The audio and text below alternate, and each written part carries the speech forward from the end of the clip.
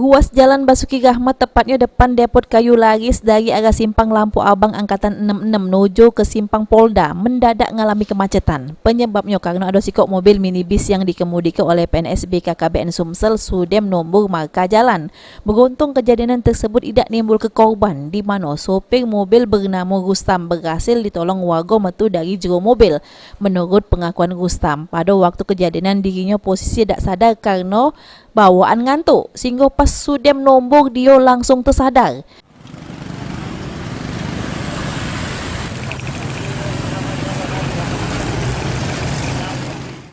Tahu lah pucuk itu aku tengok.